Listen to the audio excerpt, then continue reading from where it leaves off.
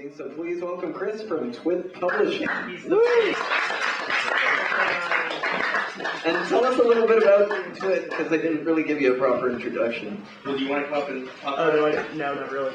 Okay. I can do it from back here. Stick with that then. We're a Dallas-based independent publishing company. We primarily do short stories, and we have one novel out. And we just had our 6th anthology of the series Pulp.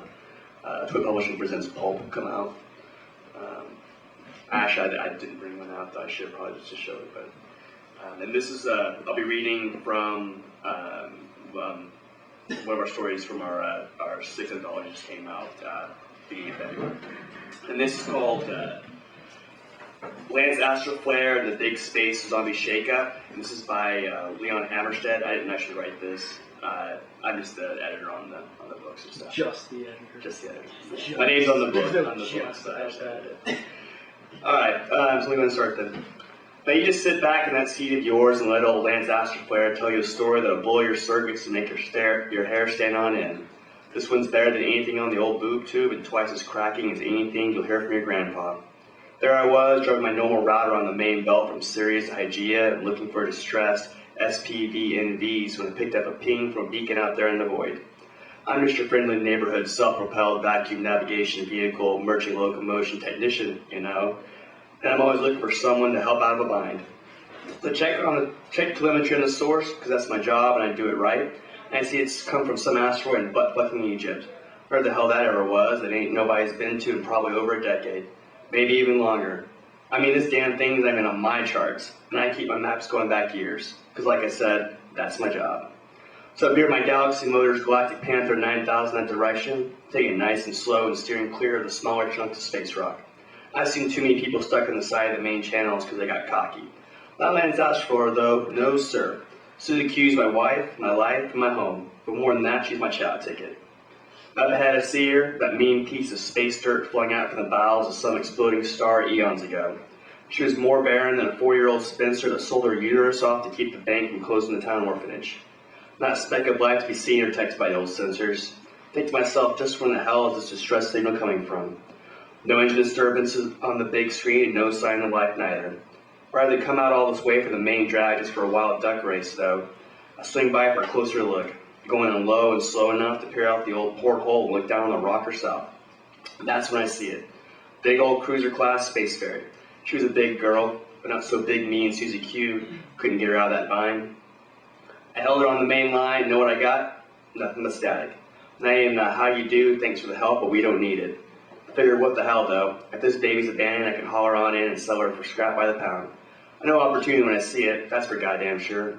So I do a 180 on the dime and start bringing the old lady in. I'm going to have to get out and attach the winch to get the spray off the rock. I'll throw her in the park and lean down to get my socks and boots on when I see something blinking out of the corner of my eye. You won't believe what the hell it is I saw down there on that solar flare scorched piece of shit rock, but I'm going to tell you anyways. It was an asteroid base. Had all the power running and everything, with light showing out the portholes. Go back and double check the sensors and I see the signature of an old reactor humming and plucking along its last piece of plutonium. Better yet, I see a faint life signal down there too.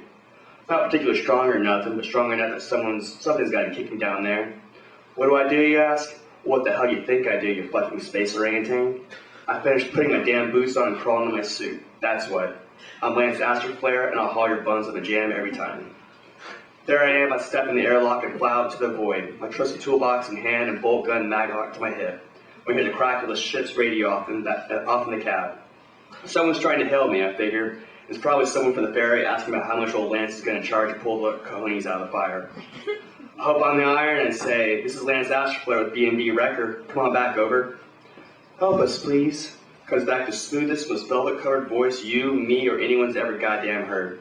"Help us," she says. "We're trapped down here. He's done something to everyone on board." "Excuse me," I say. "Who's done what to the crew? Are you need assistance, ma'am? I see your ship down there. I'm a certified emergency locomotion technician. Do you need a tow to the nearest station?" "Oh God, they're coming," she says. And then the line went deader than a tree on earth. I tried calling her back to see if she's pulling my winch cable or if she's really in need of some good old-fashioned spacefaring assistance. I don't get nothing. Nothing. The line stays dead. I get squat. And every now and again, a man's life has got to make a decision. He's going to just be working stiff, going day to day, hauling broken down shifts in for service, not knowing what kind of walking around money he's going to have, or he's going to get even enough to even buy fuel, or is he going to stand to the test and see what his metal's really made of? Well, that day, that was my day. God damn it. Sure, I could put that rock in my rear view finder and never tell a soul. No one knew the difference. Only one person would, but that one person would be me. I'll be honest. A voice inside me whispered I probably should just sit back down, throw her in drive, kick the afterburners on until I got back to my usual route. It whispered to me that no pretty girl was worth getting killed over, or worse from the sound of her call. But I pushed that voice down, kicked the living shit out of him, and shoved him inside his footlocker where he belonged. I ran back to the airlock, tools in hand, and jumped out in that cold void of space like it was the embrace of a beautiful woman after a long night of drinking whiskey and dancing to the oldies. I pushed off towards the surface, kicking the old gravity boots on when I got close to the ground. That station was ancient, I tell you. It was so pitted by debris and stray dust particles, it was a wonder there was even any atmosphere left in it. Walked along the surface of the main airlock and let myself in, easy as you please, and shut the door behind me. I let myself in through the other side. I had turned on my lights since they hadn't left them on for any visitors. Checked and double-checked the oxygen levels before taking off my helmet and let the old golden locks breathe. That place was a wreck. Worse than a synth rock show after a bunch of whiz kids had busted in after hitting the dark matter. Hard. If you've been to the base of Olympus Mons 20 years ago, you know what I mean. I called out to death to that hard-bitten beast, but all I heard back was a sweet echo of my own voice. I ain't a quitter, so I went deeper into the station. Turned around the corner and called again. Hey, I asked, you people need assistance? This time I got a response. A moan, a deep, throaty, croaky moan. Had an old roommate who would make a noise like that the morning after getting 20 cans deep into a case of bad brew. It was coming up from up ahead, deeper into the station. Naturally, I followed it. As I got closer, I heard more of the groaning. Beneath that, though, I heard a low whimper. I turned the corner and flashed my light ahead. Right there, smack dab in the middle of my beam, were 4 people clawing at a metal door.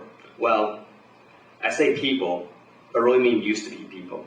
Their skin was dry and falling off, their hair coming out in clumps. I didn't know what they're up to, but I knew it wasn't any good. Hey, you sons of bitches, I called. Just what in the hell do you think you're fucking doing? And all they did was turn and look at me, their eyes lighting up and their hands going up like claws. Then they came at me, lurching and dragging themselves across the metal grating like a bunch of, well, you ain't gonna believe. They were like a bunch of fucking zombies in the old movies. I stepped back, opened my toolbox and grabbed out my wrench. There was 4 of them and they were headed up right for me. Sure, they were slow, but I wasn't gonna take nothing to chance. I've been in more than my fair share of scrapes. In fact, I've probably been in half the population of Sirius's fair share too. I know how to handle myself. They come at me, grabbing and trying to tear at my hair and skin and face. The first one that gets to me, he's tall and kind of lanky, so he's got a good reach. Look at his fingers, he's going for my eye sockets, and they've been replaced with some sort of metal talons. I go in real close, wrench my hand, and clobber the shit out of him with it. Thunk. Right between the eyes. Just the old wrench takes him down in one wallop. Next one comes at me, I do the same. Same after that, and same after that. Look down at them on the ground, twitching and moving, and I start to see that they've got metal all over. Not the kind they've got on series. No, this is weird and strictly non-cosmetic, to catch my drift. Like they've been, I don't know, altered or something. Some of them have metal teeth. One has something attached to his head that could have been a blowtorch once in those claws I mentioned. I started thinking I should have listened to that damn little voice. Maybe I shouldn't have stuck him in his footlocker after all. But then I hear that other voice. The one I first heard over the radio. Hello, I call out. Over here, she says. Please help me. And I realize it's coming through that door those people are trying to get through. So I go over and tell her to open up, that I'm here to save her. She opened the door and I shine that light in and damn, I realized that the mother load in this one. She's almost 100% pure grade A human, and hot as fucking hell to boot. Got tits that won't quit and legs all the way to Jupiter. This one was fast and lean in every young man's dream, you know what I mean? What's your name, honey, I ask. Bella Akron, she says. Bella Akron, I say? Why don't you just tell Lance Ashplayer what in the hell he stepped into? And that's when she starts the waterworks on me. She's babbling and going on faster than near light speed. And I'm trying to get her to keep it down in case those things that just knocked out of commission have got friends. Is anyone else alive, I ask? She just shakes her head. Please, you have to stop him. He's turned all the passengers to an army. That man made them thaw him out, and now he's awake and doing things to them. Who, honey, I ask. The scientist. Now, right then I thought the same thing you just thought. Just what in the wide world of zero-G sports did Lance Ashford get himself into this time? We were just taking a normal trip from Vesta to Palos when our pilot locked himself in the cockpit and detoured us into the main belt. He started pumping some sort of gas in the cabin of the ferry. I don't know why, but I wasn't affected. Maybe it's because I don't have any implants. I don't know. I tried calling for help, but he must have jammed our phones. When we landed, I pretended to be controlled and went along with them. He told them to start the old reactor up so they could thaw out the scientist. I knew right then that asteroid was no place for Mirabella. I grabbed her by the arm and said, "All right, honey, we're getting you out of here." She nodded to me real sweet and we started going, and that's when I heard it. There are locked doors opening again. This time, of course, it wasn't my hot little hand pushing the button. At this point, I've got my fingers crossed for luck, just hoping, that whoever it is that just let themselves in is here to help. Around the corner with Bell in tow, keep on going. Turn another corner, and another. But this place is twisted, the drunk corkscrew, the broad ain't much help either. I start to go around one corner, and I hear a thud, thud, thud, like a 300-pound dude tricked out in all the latest Astro Flare annihilation gears walking around. That's when the howling starts. I'm thinking, first with the groaning, and now with the howling. How much worse can this get for old Lance Astro Flare? Then I hear it sniffing. Then it fucking growls, man. I see a side room with a heavy metal door that might be just what we need. I shove my way in, dragging her behind me. What was that thing, I asked, looking around? And what the hell is this shit? There's tools with surgical bays and robotic arms, blinking goddamn lights everywhere. There's a bucket of limbs in one corner. Not robot limbs either. Looks like a fucking slasher movie in here. That must be one of the wolves. The ones that were coming for the scientist, she says. This is where he made the change to the people, I ask? I think so, she says. There were just so many. So many, I think. There must be hundreds of zombie things wandering around out there, all armed to the teeth, with their teeth, and poor little old me ain't got nothing but a wrench, a plasma torch, and a bolt gun. So I start digging around, figure there's gotta be something I can use to fight my way out of here. I just know it's gonna be a fight too. Because when trouble comes a knocking, I know the sound is rap-tap-tapping my chamber fucking door. Dig through the piles of scarred shit. I'm digging and throwing anything I think might be useful off to one side. Got a bone saw and an assault laser, all that mess. I know what you're thinking too. What the hell is an assault laser doing there? Well, I'll tell you later. So I find a spare energy clip for the big gun, slap it in, and have Bella duct tape that bone saw to my left hand. My Uncle Willie always said, "Lance, big guy, if you're going to a fight, make sure you're the craziest one there." I never knew what Uncle Willie meant before that, but I sure as hell did right then, I'll tell you that much. I listen to the door because, crazy or not, Lance ain't stupid. I heard something moving, so I hush up Bella and keep my ears peeled. It sounds like a 300-pound ape from before, one of Bella's wolves, so I hunker down and listen to go past. When I think it's gone, I shoulder through the door and look around.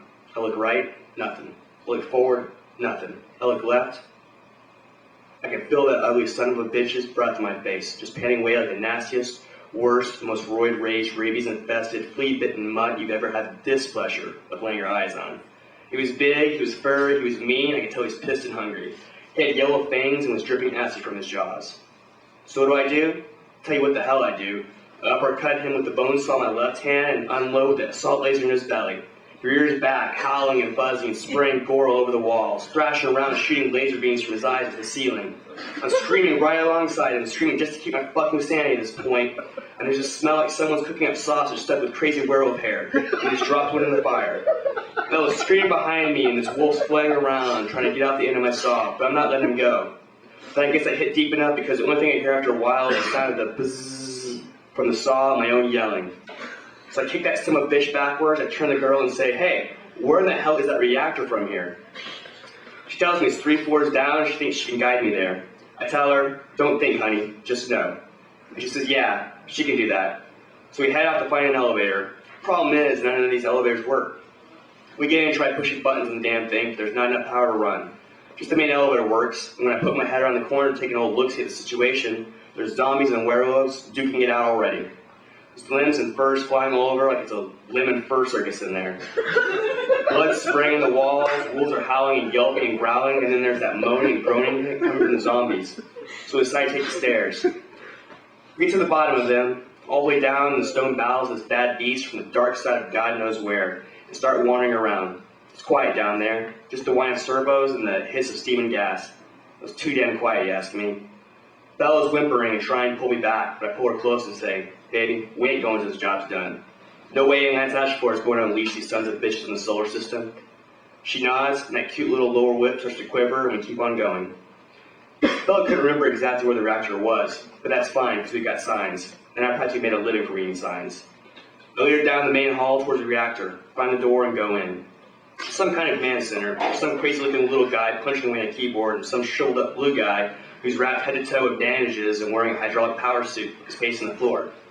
Blue guy's nose is all frostbit off, and his face looks like old boot leather. Turns out the little guy at the keyboard is a pilot from the ferry, and the guy who looks like he should be in the ICU is a scientist. The scientist keeps screaming, "Stop them, Windy! Stop them, damn you!" "I'm trying, sir," says the little guy, "but you made them too strong." I lift my laser at two of them and yell, Hey, what in the hell are you two doing?" "Fool," gets the scientist. "How dare you invade my laboratory?" But he pronounces the laboratory like some kind of Frenchie. Comes rushing at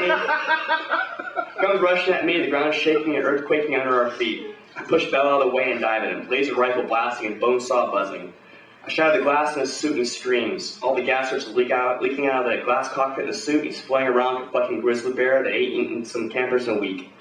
So what do? I duck in under his pitcher claws, I reach around back for those sweet golden locks of mine, and come up right in his frozen dead face. I jam my bone saw hand into the glass, and start performing my own brain surgery on him. The suit really goes off the wall then, starts going crazy and wrecking the whole damn place like he's a member of the break everything in sight and pay for it later cult. Blood spraying the glass and all over me, and all over the inside of that thing.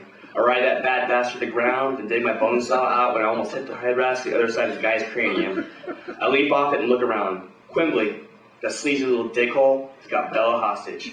"Don't make me do it," he screams. He's holding some kind of broken shard of glass to her neck, and she's got those waterworks going, and his Quimbley fuck is copping a field. I say, "Hey, fuckface, we can do this the hard way or the easy way. Let the girl go, and I just let you go too, man." He screams like a little fucking kid. Bella stomps her heel into his toe and breaks free, and I turn that Quimbley guy into easy roast Quimbley with my assault laser. Bella comes running around to me, and I grab her by the waist. She kisses me and starts wanting to make it right then and there on the floor of the command center. But I say, "Not yet, honey. Still gotta blow this curry stand." I check the security and realize that even if we get to the top, we still got an army of werewolves and zombies between us and the werelock.